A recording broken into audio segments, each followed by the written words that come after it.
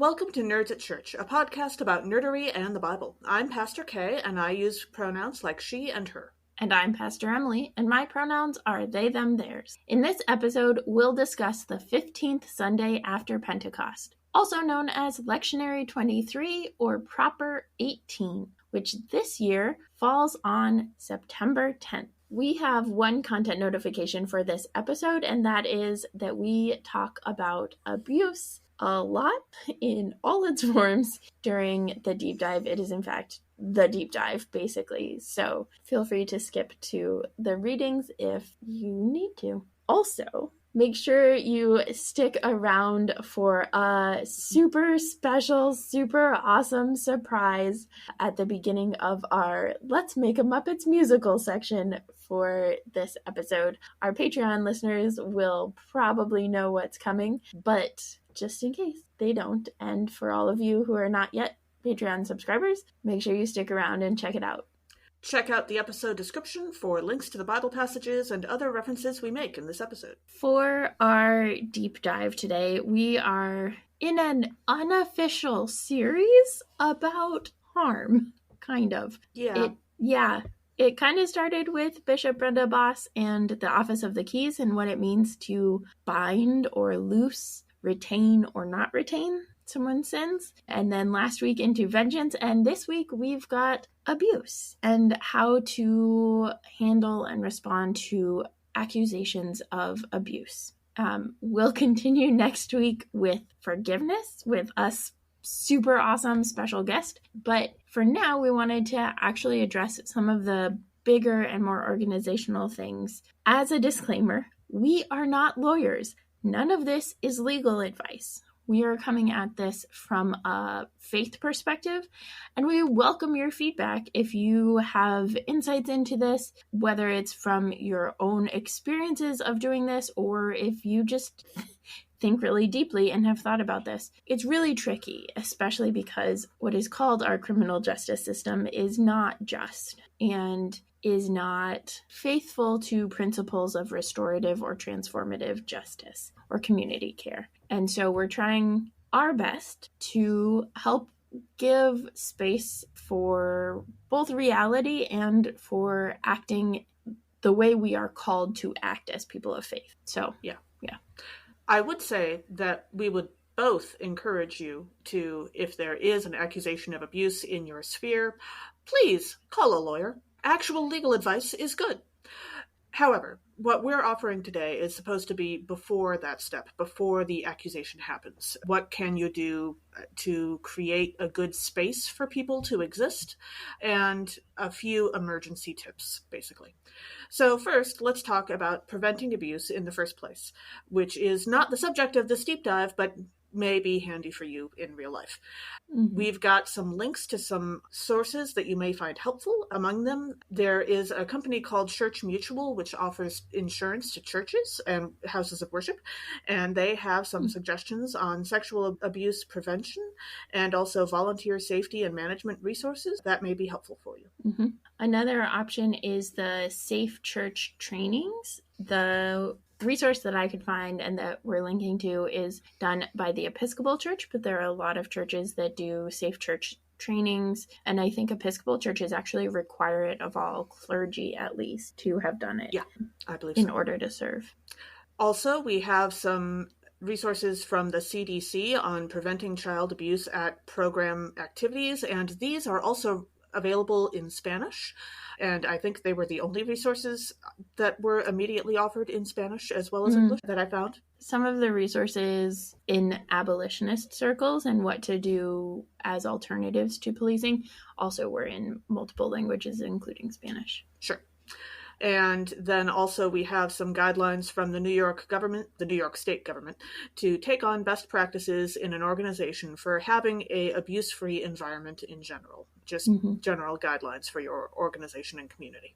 And I will say one thing that I have found to be supremely helpful as a preventative measure is to make sure that you are doing background checks for anyone who is volunteering in general, but especially if they have any interaction with kids, keeping in mind that background checks can bring up stuff that might need explanation, and being open to that, but it can also filter out people who are really trying to volunteer to do harm. Yeah. So after that, after preventing harm, preventing abuse, we know that it is impossible to catch everything. And so it's important to understand what happens if there is abuse. And one of the things that's important to be able to understand what the process is to understand the legal categories of abuse. So any type of abuse of a minor is child abuse. There's also abuse of vulnerable adults. So that includes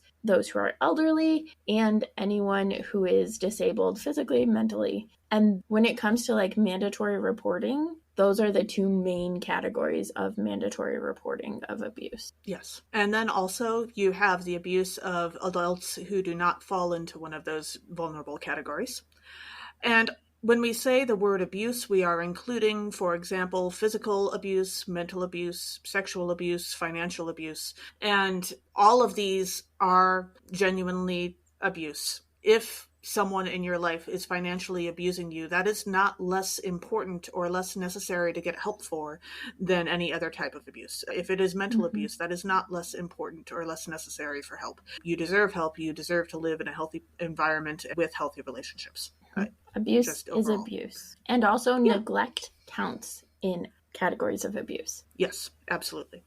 And the reason why we're sorting abuse into the categories of who is being abused is that the requirements for abuse to be addressed by the legal system, those requirements are usually less strict when it's a child or a vulnerable adult who is being abused. The ability for the legal system to address that situation is much stronger in the case of children and vulnerable adults in most states in the United States. We are definitely not offering any kind of advice for people outside of the United States because that is not where we have any experience. Also, we would just like to take a moment to acknowledge the fact that abuse that is between adults and not perpetrated by a cis man against a cis woman, anything else is still going to be more difficult and complicated to address in many places around the country. And we wish that wasn't the case, but it is. Yep.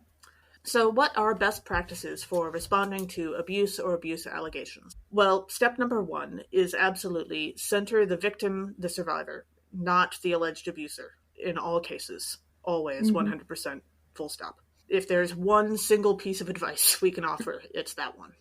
Yes. And if you think that there may be potential abuse going on, especially if you are a clergy or another type of mandated reporter, and you are having a conversation with someone who you are worried might be being abused, the responsible thing to do there is to stop the conversation and inform the person what will require you to report. What are the requirements for you to report in your state? This varies by state. And so if you are in a situation of some kind of authority around children, vulnerable adults, other adults, it is the responsible choice on your part to know whether or not you are a mandated reporter and to know under what circumstances you have to report and just be able to rattle that off. Yeah, because it can be heartbreaking to have the response to that be that the person stops talking, but there is also harm that comes from not having disclosed that and then having to report when they don't want that. Now, there are also going to be situations where the person in question can't make a decision of their own based on that information. If you're talking to a 3-year-old, if you're talking to someone who is not mentally well, there are going to be different lines for that. But if they are able to make their own decisions about their life, please disclose. Part of what abuse does is it takes away agency. And so as we were thinking and planning what to say, like part of it is maintaining the person's agency.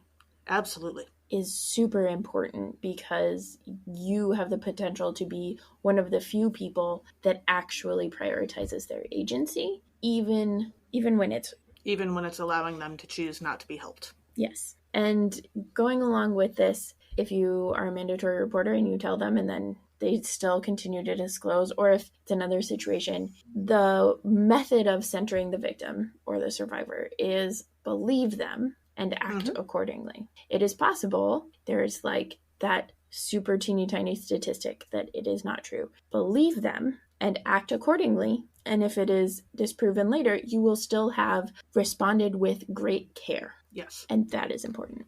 And other people who might be going through abuse will know that about you. And if you think you can navigate the space of like not taking any sides or any of that, that is a way to prove yourself to be untrustworthy to people who are being abused. So we'll be going through a few of those in this episode. Yeah.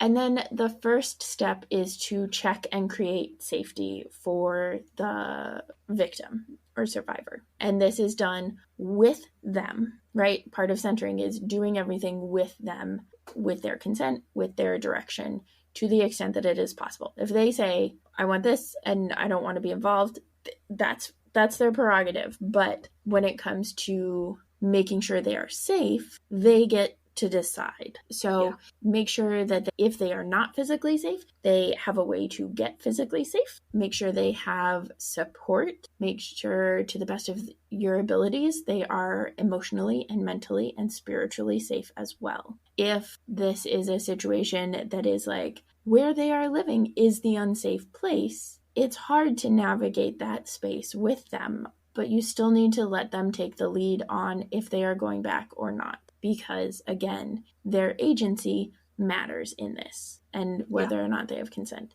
to do the things. So you can suggest options and help make those options happen if they choose one. But you cannot, but don't dictate to them what is going to happen. And then in the process of addressing the abuse, always make sure that the victim or survivor has an advocate and or support person with them if they want it, whenever there is a meeting. Make sure they have access to professional support, therapy, lawyers, those sorts of things. It is really important to give them the support that they need and not just expect them to do everything by themselves or on their own or in isolation. Right. Especially interviews, paperwork, and official steps. Yep. And there are lots of resource centers that can be really helpful, especially for situations of domestic violence and domestic abuse, but also frequently help with a lot of different forms of abuse. Yeah. However, as much as I hate to say this, you will also have to prepare yourself for various other people in that person's life saying, actually, I don't want to get involved, which sucks, but it is an option of what might happen. And if that happens, you'll need to find someone else. Yes. Yep. Also, do not, under any circumstances, danger, Will Robinson, do not have meetings with both the victim and the perpetrator, alleged perpetrator, however you want to phrase that, in the same room at the same time. That is a bad plan. Yeah. For a pop culture reference, there is an episode of Broadchurch in the first season, which is not exactly this, but basically they end up putting the alleged perpetrator's wife in the room with him in order for her to be able to ask questions because she is, horrified like one would be. And this leads to violence, which, spoilers for Broadchurch, the first season, if you haven't seen it yet, the English version with David Tennant, that was part of what got the eventual trial thrown out. So it can have serious consequences. Yeah. If you're extra good, emotional support animals can be super helpful. Certainly if the person has their own emotional support animal, it should be welcomed at anything that they are doing involving this. But there are also, I heard about a couple courts that have started having a dog available for when victims are testifying or that sort of a thing, especially when it's connected to abuse. Not everybody's an animal person. This doesn't work for everybody, but if you have the option, definitely offer that. That can be a huge help. Yeah.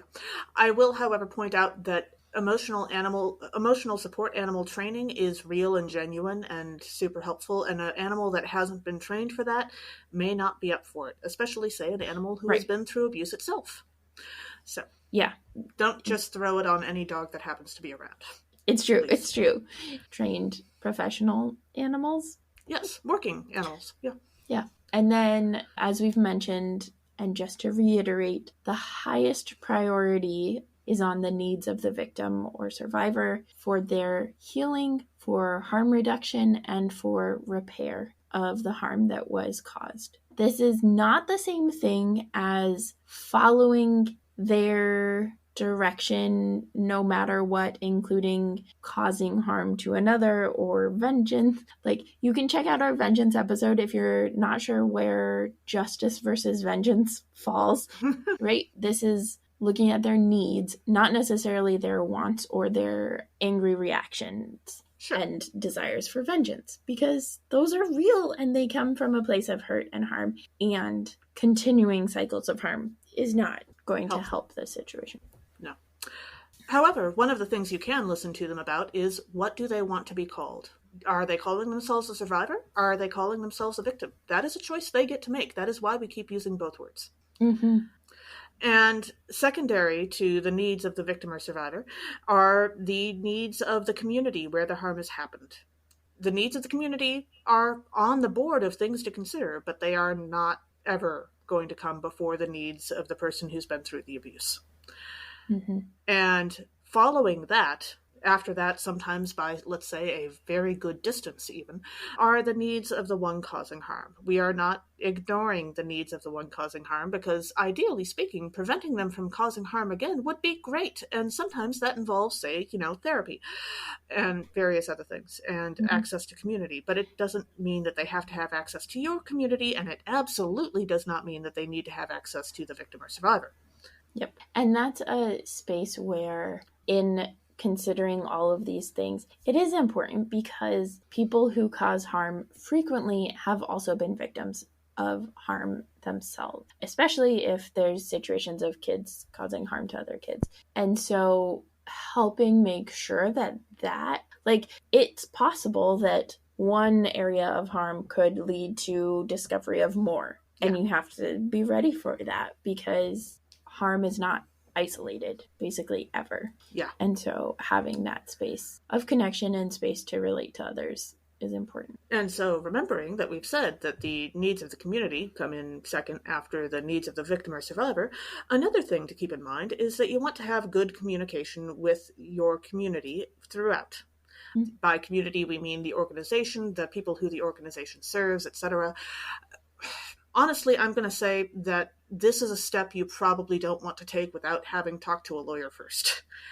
Yeah. Please consult professionals before you do the communication to your community. But communicating with the community is important. Once is appropriate. You don't need to blab everything constantly. And please, again, if there is one thing to take away from this episode, remember to maintain the privacy of the individuals involved, and especially the privacy of any minors involved. Mm-hmm. Really, the guideline I've been given regarding this is that the only people who should know the names of any minors involved are the people who are legally required to. Yeah. Yep. And there are ways to share harm that has happened without sharing the names of or identities of victims and survivors. Yeah. And it's important to do that. When we say good communication with the community throughout, we are talking about not hiding it, not keeping secrets from the community, because that's how abuse is able to then continue to happen, because people feel isolated and don't know about other people's situations. So if people think that they're the only one it's happened to, they're less likely to report. But if they start to realize that other people are experiencing it too, they're more likely to report and more likely to get the support that they need. And in that vein, don't make victims or survivors sign NDAs. NDAs are non-disclosure agreements. Those are evil when you make someone with less power sign them. It's a bit of a different situation when it's the person perpetrating the abuse, because that has to do with the safety and protection usually of the victim or survivor. But NDAs perpetuate secret keeping and are likely to create cultures where someone is able to continue abusing others. Yeah. And that's bad. Yeah. If you are looking for resources that are not solely centered on preventing abuse, but also include reporting and responding to abuse, my synod of the ELCA, the Southwestern Minnesota Synod, has resources on their website that we will link to in the episode description for preventing, reporting, and responding to abuse allegations. And those are pretty comprehensive. I've looked at those before. Mm-hmm. And within all of this, we're talking to you, our dear listeners, with an assumption that you might be in a position in an organization, whether it's a church or where you work if it's not a church or wherever, that you might actually be responsible for handling abuse allegations. It is important, though, or that you're just like interested in knowing what processes are helpful or those sorts of things. If you are not the victim or survivor, and if you are not the one being accused, it's really important for you to understand what's your lane and what's not. So figuring out what the victim wants and needs, not necessarily what you want to do in response to what was done to the victim, but also understanding if there is like someone that should be the go-to person in the organization that's not you. That's important to know. You can still be a support to the victim or survivor while also helping them navigate. You can be that support person that we said that it's important for them to have. Yeah. But also implicit bias is really influential and is really harmful. And it is especially harmful when it comes to things like abuse. So when something happens, it's important to consider the race, class, disability, gender, and sexual orientation of the people involved and how that might impact the situation. It is more likely that people of color are going to be accused of abuse, especially verbal abuse, for being aggressive or bullying, when they're not. And that can also be the case for someone who's autistic, maybe. There's a lot of different ways that our implicit bias can create situations of accusations of harm. And it's important to know that before you, no matter what bandwagon you're jumping on. And you can support someone who's been harmed without just running a really harmful campaign against someone that's more based on implicit bias than actual fact. Yeah. Speaking of things that it is not your lane to do, really under any circumstances in this case, it is not your place to threaten violence against the person who allegedly perpetrated this abuse. Ever, really. Especially and including not if you are claiming to want to do this violence on behalf of the victim or survivor. Mm-hmm. That might make you feel better in the moment. It's not going to help the situation at large, because what it's probably going to do in the long run is it's going to make it less likely that the victim survivor is going to come to you for help ever again. And possibly that other people who hear about this threat of yours will ever come to you for help. Because what this does is that you are volunteering to increase the amount of violence, chaos, and harm in the system. And I guarantee that a person who has already been going through abuse does not want that. Increasing the violence, harm, and abuse is not what anyone is going for. Mm-hmm. So, although goodness knows, I certainly understand the impulse. I can't claim otherwise on that one. But don't do it. Yep. This is, again, see our first comment of the needs of the victim or survivor come first. Yes. And so we struggled a little bit with this deep dive because, as we mentioned, the criminal justice system is not just. We did a whole deep dive on that last year with Sally Frank that we'll link to for you to learn more about what exactly we're talking about. And so in that space, and particularly in a space of working towards prison abolition, which we talked about with Reverend Al Dowd as well in our first season, so we can link to that too. Yeah. There are community-based interventions and processes that avoid the criminal justice system and the legal system. To be clear, if the victim wants to pursue legal routes, they get to, right? One of the ways that abuse is perpetuated is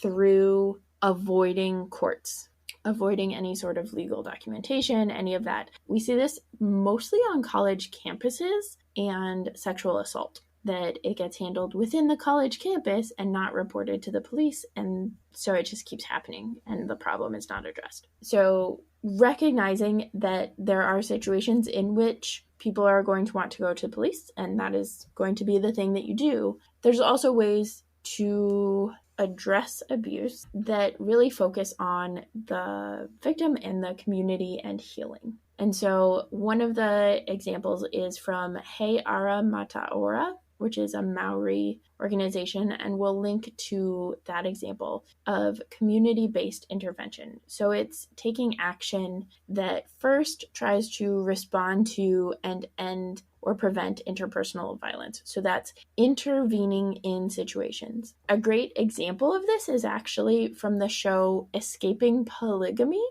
Escaping Polygamy is, there's a core group of people who have gotten out of cults, polygamous cults, and then are trying to help other people escape when they reach out and want to escape. They don't doubt the people. Like, if somebody reaches out and wants to escape, they help them escape. They intervene to get the person to safety, because that is the first step. And it's people who have been in that situation who are doing that. So they have a greater awareness of what it is like to grow up in a polygamous cult, that sort of a thing. Also, a community-based intervention uses community resources rather than the criminal system or social services, so that the community is part of the healing and part of addressing the harm. It shifts the responsibility, it shifts the blame, it shifts the framing from these two parties to this is a concern of the community, because abuse is a concern of the community. It is the responsibility of communities to address it and to stop it. And going along with that, it uses the community. It uses friends, coworkers, neighbors, community members, particular people who are designated to help with this in order to address the harm that's caused. And it can work with the person or people doing the harm, because, as you mentioned, they need help too. Sometimes the help they need is to recognize that they are causing harm. Sometimes the help they need is to find ways to stop doing the harm and find alternatives. And a lot of the interventions are focusing on abuse from an interpersonal perspective. So this person caused harm to this person. How do we address it? And those are the important first steps, but it also then needs to shift to, here is the context that the community created in which this abuse was able to take place. And that's why we started with, how do you prevent abuse? Because ultimately that is the way to best stop abuse, is by preventing it, not by responding to it. Transformative justice and restorative justice have things like circle processes where victims or survivors are able to put whoever they need in the circle and the person who caused the harm. This is, again, not done without the consent of the victim or survivor. The person who caused the harm is not allowed to cry, because that tends to be a trigger that shuts down the process. But then the victim or survivor is able to say whatever they need to say. And that creates spaces for people to figure out how to repair the damage that has happened. The damage has happened to the person, to the survivor or the victim. It has happened to the community. The criminal justice system punishes people who do bad, is how it's done. So the repair that supposedly happens in a punitive system like the criminal justice system is paying the government or being incarcerated for the government. Yeah. And that doesn't address the actual harm that is committed and the communities that need that harm. And so that's why we're including some of the resources from abolitionist groups, because what they really focus on is the community and the individuals and shifting to prevent harm. And we're not explicitly talking a lot about how to change the system, because so much of organizations is individualized, and so it's hard to know how to change specific organizations. But we do include a couple of the key principles, and that is to center the needs of the victim or survivor and to not keep secret, especially within the church. There are so many churches that have something traumatic happen, have abuse happen, and then don't talk about it. And so particular enclaves within the community know what happened and others don't. And so then when the fallout of the person leaving or something like that happens, there's not an understanding of why. And so then other stories start to be put in and it causes other problems. The only way to really work to repair harm is by acknowledging first that it happened. And the Catholic Church got in trouble with this. The Boy Scouts got, like, the big organizations that are getting in trouble for this. And even, like, within every church denomination, it is not just the Catholics, though I think they have probably a higher incident of it than some of the other denominations. Well, we're aware of more that we're aware of. And there's some statistics that back that up. But just moving the person to a new situation is not okay. When someone abuses another, they have lost the privilege of that power. They are not using their power responsibly, and so they should not have that power anymore. Yeah. Period. It is not okay to put them in another position where they still have power. And like, if they want to be in that position again, they have to work to repair the harm and to acknowledge the harm that they committed and to make plans for not doing it ever again. And then maybe we might consider it. And too often the answer, especially when it's clergy misconduct, is to just move the clergy to another place. So the other kind of main thing that we wanted to address when it comes to abuse is the very real question for many of, should I call Child Protective Services or Child and Family Services? It varies a little bit about what it's called in each state, but CPS tends to be what we talk about it as, I guess. Yeah. So this is tricky because CPS is complicated. Yeah. If you are asking yourself the question, should I call CPS? Very frequently, the answer might be yes, right? The fact that you're thinking about it and considering it, it is not a thing to consider lightly. And so if you're considering it, there's a good chance that the situation is bad. And if you do call Child Protective Services, part of what happens is that then there's a paper trail. There's some evidence for what happened. Especially if something escalates.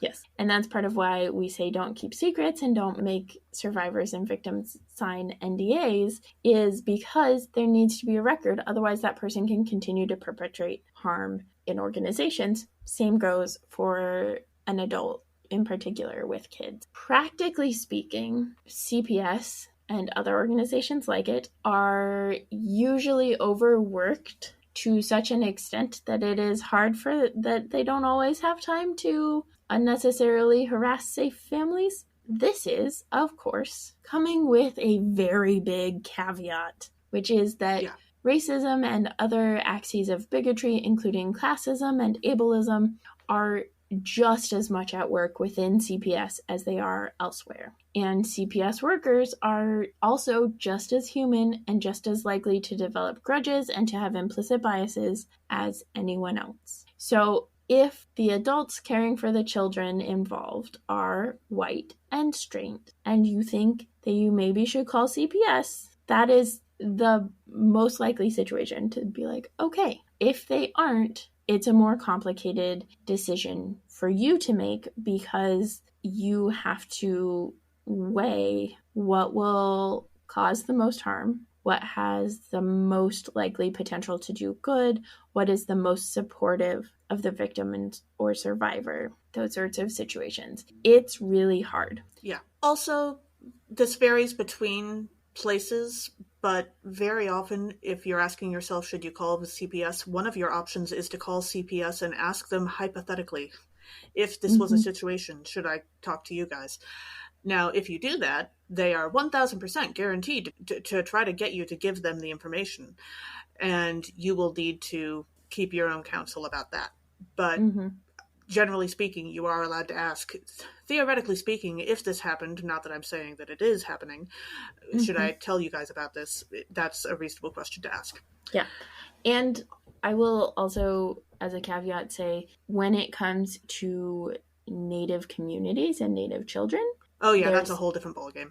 Extra care that needs to be taken. Absolutely. Because the Indian Child Welfare Act is a good thing no matter what people try to legislate it to be. But frequently organizations like CPS come in and remove children not only from their families, but from their whole community and their culture. And this is actually an act of genocide. So extra special caution if that is the situation. And there are other routes. Frequently, tribes have processes and community centers and ways to figure out what to best do that is culturally appropriate to address situation. On the other side of this situation, what do you do if CPS shows up on your doorstep? I'm just going to say from the beginning that I am, of course, assuming that you are a delightful and lovely person and a perfect parent in all possible ways, but accusations happen. And so if CPS shows up on your doorstep, what do you do? Well, you want to take the situation seriously from the get-go and always be polite. Maintaining politeness is huge during this conversation while they are on your doorstep and or in your home. Not because it's legally required, but because that's the impression people you're making. Are shitty. Yeah, it's not fair. Yeah. It's not fair, but staying polite will have an impact. Also, if at all possible, please record the encounter. On your phone is a perfectly good option for that, but having a recording of the encounter will help. You are allowed to ask for details of what you're being accused of, not just the category of what they're responding to. Oh, we're here because of abuse. We're here because of neglect. No, you're allowed to ask for more specific details of what you're being accused of. And at that point, once you have that information, you are strongly advised to ask for an attorney. You will probably want to find your own attorney who actually knows what they're doing regarding CPS rather than going with whoever's available that day that CPS happens to call. But you do want to make it clear that you're not speaking to them without legal help. And then you do not say anything else. Invoke your right to remain silent and then keep your silence. Don't say anything else. If there's one piece of advice that literally everyone I read said over and over again, don't say anything you don't absolutely have to. You are allowed to insist on a warrant for them to enter or even look into your home. And if they are at your door, they may already have one, but they must show it to you if you ask for it. And if they hand you a piece of paper at the stage, it may not actually be a warrant that requires that you let them into your home. So read it before doing anything else. Also make sure it's a warrant from the right source. Like I know, especially for immigration situations, ICE does not have the authority to create warrants for the most part. Right. And so they'll frequently create their own warrant and just hope that you don't notice that it's not an actual judge who signed the warrant. You do want to keep copies of any and all paperwork that you are given during this encounter to share with your eventual attorney. Take pictures of it if nothing else. They give it to you, take a picture and keep it. If they are going to attempt to remove your kids from the home, this paperwork should include instructions on how to get them back. Fairly clear ones, in fact, and you are allowed to ask for clarification. And if they are going to attempt to remove your kids from the home and you have family nearby who could care for your kids for a few days, calmly inform the caseworker of this because they love kinship placements because they just make everything easier for CPS, frankly. And also that will allow your kids to have some semblance of normalcy for the next few days for what's going to be a truly unpleasant experience for everyone involved. If your kids have medical conditions, such as diabetes, allergies, any and all other medical stuff, by all means, try to calmly and patiently and politely inform the caseworker of those facts. And if you can, provide paper documentation from medical sources, say your doctor's office, to the caseworker about this. However, if the caseworker isn't listening, which does sometimes happen, you can also call both the CPS main phone line and the law enforcement non-emergency line in your area to try to get that information to the people who are caring for your children as fast as possible. Now, if they do land in a kinship placement, this is going to be less of an issue. But if they're not, you want to get that information to the people necessary as fast as you can. Also, if your children are being removed, tell them that you love them. Yeah. You decide what all you tell them, but it is important for your kids to know that you love them and that you're going to try to figure this out. You can't guarantee them that everything will be fine, but you can tell them that you are going to try and figure this out. And your ability to stay somewhat calm and to continue to be a source of love for them will be very important for their own well-being. Absolutely. And then finally, if the child or children are not removed, or for that matter, the moment that they are returned to your care, have them see a doctor and have the doctor check for signs of any kind of abuse right away and then get documentation of that visit. Again, preferably paper documentation. I know that we love to say that we live in a paperless society. That is not really the case. When in doubt, paper copies are helpful. Mm-hmm. Yeah. Again, this is right. Even this, the CPS, there's like taking care of yourself and protecting yourself in a legal sense, but the making sure you are caring for your kids, making sure your kids get documentation from a doctor about any sort of abuse stuff, making sure your kids know that you love them. That is part of centering the victim or survivor. Because if CPS is showing up, their assumption is that the kid or kids would be victims or survivors. And so that's part of what you can do too, is like, if you have done nothing wrong, help them know that you love them and you care about them no matter what. Right. And also, one of the unfortunate possibilities if CPS is on your doorstep and you have not abused your children is that someone else has. And so allowing CPS to investigate may help your children in the long run. And keeping that in mind might also help you stay calm and polite. Yep. And there are not a lot of examples of when this has been done well. There are a lot of documentaries out. We do not live in a culture that is good at addressing abuse. No.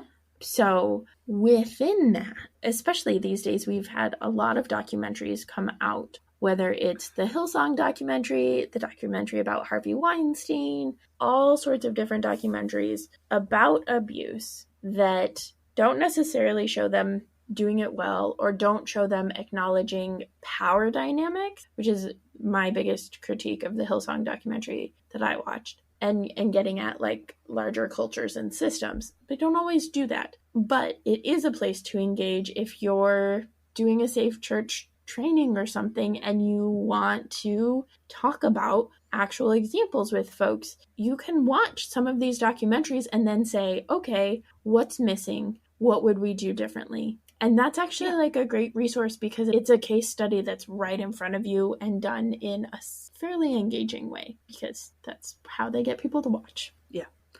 Also, the thing I always come back to personally when thinking about examples of how this has worked in pop culture is the Aaron Sorkin TV show that he did before West Wing, which was called Sports Night back in the 90s.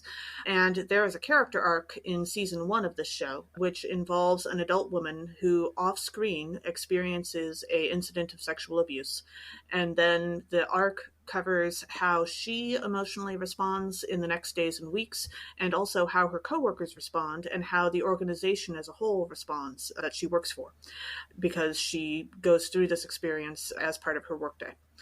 And in the end, she swears out a warrant for the perpetrator's arrest, and we don't know what happens after that. But in this character arc, people respond both well and badly, but all of them are responding out of an attempt at goodwill. Like they're trying, but they don't necessarily know what they're doing. And the bad responses are called out pretty well, I have to say, especially for the 90s. Like, they did a good job with this, I think, on the whole. And there are people who don't go the right way, but it's because they want to help. And part of my reason for not having a lot of examples for this being handled in pop culture is that if I'm going to watch a show or a movie, I really want someone I can root for. And so I don't watch a lot of the really depressing stuff that's out there because I just do not have it within me to bring myself to care because it reminds me too much of real life. But this was a case where everybody cares and that helps.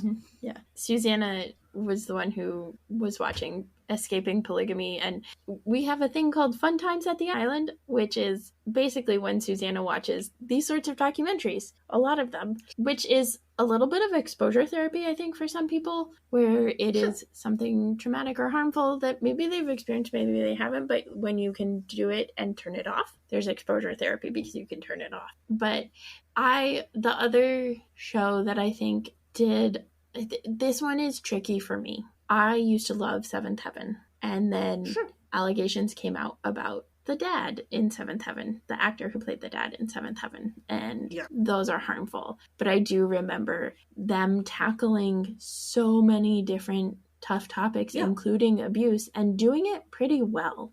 Yeah, absolutely. I don't remember what the episode was called, but there was one where a single mother had a boyfriend and the dog and her son did not trust the boyfriend, and she was freaked out about that. And the dad pastor character winds up uncovering the fact that he is in the process of isolating her in order to abuse. Mm-hmm. And they did that very well. Again, especially for the 90s. What was it about the 90s that I... Anyway. Yeah. So we don't recommend that show, but if you remember that show... Yeah. Yeah. As we jump into the readings for this episode, our first reading is from Ezekiel chapter 33, verses 7 through 11. The prophet considers the choice between warning the wicked away from their ways and succeeding, but being killed for it, or not warning them and living, but they continue doing evil. So one of the themes in this passage is the idea of turning back from evil or harm. And I think my favorite example of this is probably Boromir, and that's like Boromir in The Lord of the Rings, right, tries to steal the ring from Frodo, and yet he realizes towards the end of his life that he was doing evil, and he repents and then takes action to the best of his ability to repair the harm by using literally the rest of his life, which is short because he gets killed, to protect the hobbits and let them escape from, do his best to get the hobbits, to let the hobbits escape and to save their lives. So one does not simply walk into Mordor, but one can simply turn back from evil.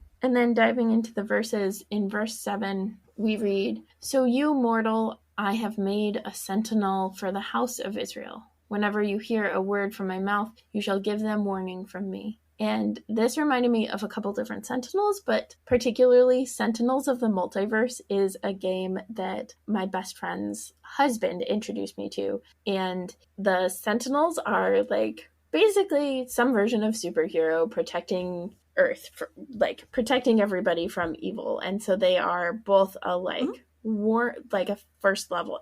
They're like a first level of defense or warning about harm. And I like that interpretation of Sentinels. Also, I'd like to point out to our dear listeners that unintentionally, we actually did completely different verses because I had already written mine down, but I hadn't put them in the document when Kay did hers, and we didn't duplicate in this one at all. I'm sure the Holy Spirit was involved somehow. And then in verse 8 we read, "If I say to the wicked, O wicked ones, you shall surely die, and you do not speak to warn the wicked to turn from their ways, the wicked shall die in their iniquity, but their blood I will require at your hand." Okay, so that last phrase, but their blood I will require at your hand, on the one hand, that's implying that, if you don't tell them to turn from their wickedness, you're going to die. But also there's a sort of secondary implication there of the reason you're going to die is because you're going to be trying to kill them. And thus their blood at your hand thing. And so this has some interesting implications of what God would have expected from Jonah if he had succeeded in running away to Tarshish and not warning the Ninevites in time to repent of their wickedness. I mean, yes, I realize that the story of Jonah is not necessarily a historical account, but I do have to wonder, is this what Jonah was sad about missing out on when he was sulking under his plant in chapter 4 of his book? Because he's clearly sad about something. And is it like, what was he looking forward to, murder? Because that's a little concerning. I think he was. He was looking forward to murder under the guise of it being justice. And this is where last week's episode on justice versus vengeance, or just thinking about the ways we have distanced ourselves. So I think we talked about this in our episode where we talked about nuclear disarmament and disarmament, right? That the more distanced we are from killing people, the easier it is. And that can shift easily to Jonah's I can rejoice in it. Yeah. Which he's not the only one to have done that, because there are a lot of people in this country and abroad who rejoice when tragedy hits or when someone is killed, both in this country and abroad. And then in verse 9, we read, "But if you warn the wicked to turn from their ways, and they do not turn from their ways, the wicked shall die in their iniquity, but you will have saved your life." And this is that obligation to speak up. These readings go so well with our deep dive of when we are obligated to talk to someone and to address harm that is being caused. But in this situation, I was it's like the Lorax who speaks for the trees. The Lorax was morally obligated to speak up for the trees because he recognized the harm that was being done. Mm-hmm. Mm-hmm. And then in verse 10 we read, "Now you, mortal, say to the house of Israel, Thus you have said, Our transgressions and our sin weigh upon us, and we waste away because of them. How then can we live?" Okay, so one of the best episodes of Star Trek, the original series, yes, the one from the 1960s, is called The Conscience of a King. And I will just throw in, on a side note, this episode also includes one of my favorite tropes from classic science fiction, which is science fiction still trying to establish itself as a reputable and serious genre, and doing so by occasionally having episodes and stories that contain a ton of Shakespeare quotations and or tropes by, establishing themselves as a vehicle for classical storytelling. And this is totally that episode. But also they do it really well. So, points to that. And in this episode, Captain Kirk and one other crew member, who of course we never see again from the ship, happen to also be the only two people who are still alive who would recognize a man who was guilty of a massacre decades beforehand. When Kirk saw him committing this massacre, he was only 13 years old, and now he's the captain of a starship in his mid-40s or something. So this is a long time later. And he's saying to himself, this guy looks a lot like that dude and also sounds a lot like him, but also it's been 30 years and we're talking about a murder charge, so maybe I should take this kind of seriously, right? This is actually one of those episodes where Captain Kirk is trying to be a responsible human being, which does not happen as often as some people tend to think. And so as the investigation into whether or not the head of this group of traveling actors who happen to be putting on a bunch of Shakespeare plays, just, accidentally, while they're investigating whether or not that guy is also the man who was guilty of the massacre, there is an excellent conversation into the ethics of what duties do the people involved have to one another and to society. And that is a really excellent conversation, and I very much appreciate this episode to this day. Nice. Yep. Our second reading for this episode is Romans chapter 13, verses 8 through 14. Paul considers what it means to live with love for one another, and that love fulfills all of God's law. So one of the themes in this passage is the idea of wearing or acting in love. Not in love, lovey-dovey kind of thing, but acting with love kind of thing. And my favorite example of wearing love as your armor or as anything is Jane in Firefly in the episode when he receives a package. This is the episode where the one guy from the war buddy tries to pretend to be dead. Yeah, I think that's episode 2 or something. It's pretty early. It's a little bit. It's further on than that. Okay. But, I mean, it's half a season, so it's not very far. But Jane gets a package from his mom, who sent him a hat that she made, and it's adorable, and everybody gives him grief for it, and he just puts it right on and loves it. And I think that's a beautiful example of acting in love. Yeah, absolutely. That was very sweet. Mm-hmm. So as we jump into the verses, in verse 8 we read, "Owe no one anything except to love one another, for the one who loves another has fulfilled the law." Now, I think it was Rabbi Maurice Applebaum in one of our previous episodes who explained the short list of the Noahide laws, I hope I'm pronouncing that right, that Judaism asks for non-Jewish people to follow. I believe it's a list of 7 laws. They're all pretty basic, and if you are not a terribly cruel person and you're not out there, trying to harm other people, you're almost certainly following all of these. And most people wouldn't break them anyway. And so this verse kind of sounds like the Christian version of that. This is what we are generally asking of people regardless of faith. Only the difference is that to actively love others demands a lot more than just avoiding hurting them and avoiding cruelty. And so our list is probably rather longer, and Paul does not actually go into huge detail right at this second about it, but it is a difference. That might have been Rabbi Maurice. I believe it was the same conversation that led to the "so how do you explain communion to small children" conversation, which was totally Rabbi Maurice, right?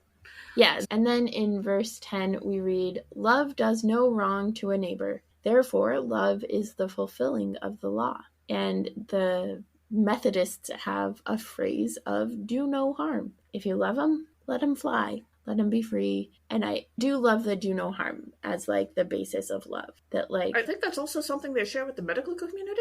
right? Yes. Yeah, the Hippocratic like it's not Oath just is... Methodist. Yeah, the Hippocratic Oath is do no harm. But that as an understanding of like the very basic bar of what it means to love someone is to not cause them harm. And I think there are ways that like the idea of love gets complicated in terms of like church people who are queerphobic and like how they love, but like not causing harm is so important. Yeah. Don't do stuff that causes harm. It's a good first step. Absolutely. Mm-hmm. And then in verse 11, we read, "Besides this, you know what time it is, how it is now the moment for you to wake from sleep. For salvation is nearer to us now than when we became believers." I just translate this as, take the red pill from the Matrix. Take the red pill, go down the rabbit hole as far as it goes, and you will wake up from this machine-fueled hellscape nightmare. So, on the one hand, yes, I absolutely love the Matrix movies, and they are iconic. On the other hand, there is a secondary meaning to red pill and or being a red pillar in the internet community of being horribly misogynistic and like waking up to the fact that society wants you to believe that you're supposed to like care about other people, but actually you don't have to. It's this weird misogynistic libertarian thing that's kind of creepy. So, yeah.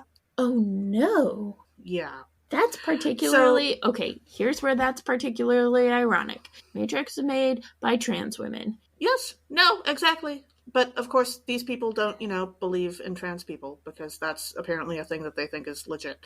So, yeah. Like, I love those movies. They're great. But if you type in red pill on the internet in a search engine, you will get some weird responses. Typed it in insofar as I couldn't remember if it was the red one or the blue one. And so only looked at the top part. Yeah. But, good to know. Thank you for sharing with me and with any of our listeners who also didn't know. Right. So, then in verse 12, we read, "The night is far gone, the day is near. Let us then lay aside the works of darkness and put on the armor of light." So I would be super interested to hear exactly how Paul talked to people who worked the night shift in ancient times about stuff like this. Because even back then, there were jobs that had to be done at night because there are just things that have to be done 24 hours a day, and there are also things that are better done when the streets are mostly empty. And not all of those jobs involved thieving and murdering. I will admit that possibly some of those jobs involved thieving and murdering, but not all of them. And admittedly, when I play video games that mostly take place at night, there is a lot of both of those. For example, the Dishonored series. But again, not all of those jobs involve thieving and murdering, Paul. So. Yup. Yeah. And then our final reading for this episode is from Matthew chapter 18, verses 15 through 20. Jesus gives instructions on what to do when two members of the church have a conflict that involves one hurting another. So one of the themes in this passage is the space of God being present in conflict. We didn't touch on this verse, but most people do not realize that the verse where 2 or 3 are gathered in my name, I am with you, or 2 or more, whatever, comes at the end of this passage. It is about God's presence in conflict. And I was trying to think of examples of it, and the odd couple trope was actually what was my favorite. So you get like the original odd couple of Felix and Oscar from the show, The Odd Couple. But you can also get like Bert and Ernie are a great example of this, or one of my particular favorites, Grace and Frankie, that they butt heads and they have conflict, and frequently from that conflict comes creative new solutions or ideas or new ways of being in relationship to each other, or they both grow as people. And so I just really loved that. Also, I just kind of want to watch whatever Lily Tomlin does on the right whole, like Lily Tomlin is amazing and I love her. Yeah. And then in verse 15, we read, "If another member of the church sins against you, go and point out the fault when the 2 of you are alone. If the member listens to you, you have regained that one." So I'm reading Rabbi Danya Ruttenberg's book on repentance and repair right now. And it shouldn't come as a surprise to anyone that this process that Jesus is about to outline is based on a Jewish process of bringing about repentance. As Jesus was Jewish, obviously. And also Matthew was writing to a Jewish audience. So, again, not a surprise. And the idea of going alone for the first conversation, as the rabbi explains in her book, is that sometimes people do recognize that they've screwed up and they want to fix things. And if that's the case, there really isn't a reason to bring in anybody else into the situation. You can get it taken care of quickly. For example, in season 2, episode 11 of West Wing, The Leadership Breakfast, Sam's whole thing with Congresswoman Cahill would have been a lot simpler if he'd just gone to her directly and gotten himself straightened out, instead of involving Donna, which wound up involving some of Donna's clothing, and it got very complicated, and none of that had to happen. Like, we all know that happened because Aaron Sorkin wanted to make the episode more entertaining. But in real life, just try straightening it out yourself instead of involving more people. Yeah. And just as a note, part of why we did the deep dive that we did was because of this passage, because a lot of churches say that they use this passage as their model for conflict resolution. and then do it badly. And then do it terribly. Or particularly that verse that, yes, there are some situations in which nobody else needs to know if somebody realizes there's harm. This is not the thing for situations of abuse. Telling someone to go to that person directly, that is not appropriate advice. This only works if everybody involved is equal in power and stature. Yeah, this is about if people are in equal power dynamics. Status. Yeah. Status. Yeah. So then in verse 16, we read, "But if you are not listened to," so if the one-on-one doesn't work, "take one or two others along with you, so that every word may be confirmed by the evidence of 2 or 3 witnesses." I believe this is the legality part of, you need to have 2 or 3 witnesses for something to be held up in legal court. So, having somebody to witness there. But this also prevents gaslighting, because you're no longer relying on your memory to remember. So it's harder to be gaslit and it's harder to gaslight because there's at least 2 other people who are also remembering. Not that anybody's going to remember perfectly, but that it's easier to remember and recall the conversation together. Yeah. And then in verse 17, we read, "If the member refuses to listen to them, tell it to the church. And if the offender refuses to listen even to the church, let such a one be to you as a Gentile and a tax collector." Now, I am fairly certain that we have actually discussed this passage on the podcast before, and I think we brought this up when we did that then. Too, but also, I don't know. Maybe we referenced it when talking about something else. Yeah. But when they say, treat this person like a Gentile and a tax collector, what they mean is as a neighbor rather than a member of the community, but still treated with respect and kindness. So, for example, you would hope that you'd be treating this person much better than the gang in Avatar: The Last Airbender treated that poor cabbage merchant, who did not deserve that much havoc and chaos in his life, and was really just a perfectly good neighbor to them and never did anything wrong to them in the first place. My cabbages! Yes. Agreed. Also, you don't have to interact with the person, right? That's part of treating them as a neighbor, not a member of the community. You're not required to interact with them. Yeah, really. Ideally, if the cabbage merchant had actually managed to arrange his life so that he was never in the same town as the Avatar, his life would have been a lot simpler. But I feel like there has to be a bunch of great fan theories about him being a secret something. Oh, I'm sure, following them and trying to. I have seen some fan fiction that's pretty amusing, at least. So yeah. And then in verse 18, we read, "Truly I tell you," Jesus says, "whatever you bind on earth will be bound in heaven, and whatever you loose on earth will be loosed in heaven." And throwback to the Office of the Keys episode. See, it is for everyone. When we were talking about the Office of the Keys, and Bishop Brenda talked about it being the Office of the Keys being for everyone, and the language she used was this verse that she was thinking of. Yeah. So I love that. But also, binding love to you would be one way of making sure that you're wearing love as your armor. Absolutely. So it's not bad. Not bad binding. Not all binding is bad, I guess. Yeah. Ooh! But for trans people who chest bind, this is such good news. Absolutely. Whatever you bind on earth will be bound in heaven. You're binding your chest on earth, it's going to be bound in heaven in some capacity. This is brilliant and I love it. Although having some medical knowledge about how to do so safely on earth is very important. Absolutely. Yes, be careful when you bind. Follow the medical instructions and stuff. Yeah. And now, for our most musical segment, thanks to Bishop Brenda Boss.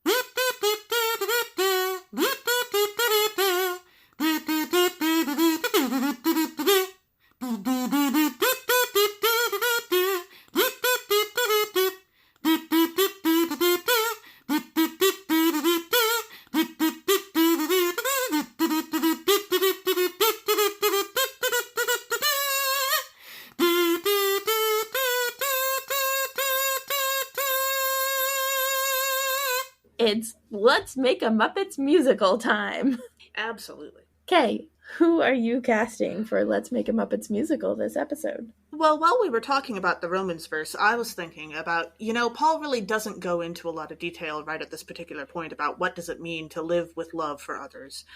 And so if I was going to pick a Muppet whom, I don't know what to do in this situation, what would this Muppet do? And that Muppet can provide me guidance on how to treat others with love.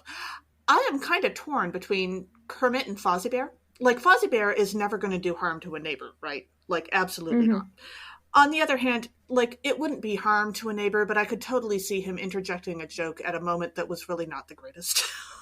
So, maybe not always taking Fozzie Bear's advice on when to insert a joke into the situation, but also, Kermit would be very good at how to show love to a neighbor without the jokes, but also he tends to be a little bit less effusive, I guess, in his showing of love, and so I think sometimes he could learn from Fozzie on that. So, somewhere in between the two of them, I think is where I would land, if I was asking myself what Muppet could tell me how to respond to the situation. I like it.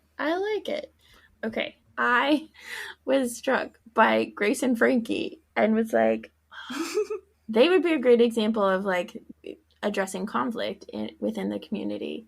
Sure. But you can't have two token humans. So I would definitely, as we have already established, go for Lily Tomlin. I think she would be much more receptive. Yeah. Jane Fonda is great, but she always plays characters that are less receptive. So Lily Tomlin, though, I think would be great at illustrating, if Lily Tomlin and Elmo got into conflict, I really think that they would do a great job of working through it well. So, yeah. I'm doing a Lily Tomlin and I love Elmo. that. It's been a while since we cast humans, so. A token human. Absolutely, yeah. I would love to see that. Also, I think Lily Tomlin would absolutely abide by There's a meme that went around the internet a while ago about how the difference between Michael Caine's performance in A Muppet Christmas Carol and Tim Curry's performance in Muppet Treasure Island is that Michael Caine considers the Muppets his fellow actors to be treated with all due respect and dignity. And Tim Curry is essentially treating himself as a Muppet. And and I think that Lily Tomlin lands on the treating herself as a Muppet side of those things. Oh, I was going to say, I think that she would treat them, for all the seriousness. I think she would do both. I think she would both treat herself as a Muppet she might land in the middle. And treat them with all the seriousness and respect of a fellow actor. Yeah. She just doesn't strike me as serious in general, but yeah, absolutely. But I could see her taking Elmo so seriously. Right, absolutely. Partly, I think, because I'm thinking of, there's a clip that maybe you sent me of Lily Tomlin learning ASL with some Muppets on Sesame Street. That was me, but it sounds interesting. Somebody did, and she was like, learning ASL. I think it was her. Learning ASL on Sesame Street, and it was the most adorable thing. It was great. It was a great, way to introduce ASL and deafness to little kids who might not have had any experience with people who are deaf. Yeah. Thanks for joining us. Our theme music was by Rachel Meyer-Lachlan, and our Muppets music was by Brenda Boss. Catch us next time when we'll discuss nerdery connections to the scripture readings for the 16th Sunday after Pentecost with our special guest, Rabbi Danya Ruttenberg. Woohoo! We are really looking forward to that one. So excited. Yeah. This podcast has been produced by us, Kay Rohloff and Emily Ewing. For more fun, check us out on Twitter and Facebook at Nerds at Church, or contact us at nerdsatchurch@gmail.com. Also, if you like what you've heard, rate us or leave us a review on Apple Podcasts, Facebook, or wherever you catch your podcasts. If you want access to our uncut guest episodes and interviews, live Q&As, and more, support us on Patreon at patreon.com/nerdsatchurch. It's cheaper than each of the carts of cabbages that got knocked over in Avatar: The Last Airbender. Although, wow, I can only imagine the inflation rate between those two sets of currencies. Also, let us know on Facebook or Twitter who you would cast for Let's Make a Muppets musical for this episode. As the ancient Christian said, Pax Vobiscum.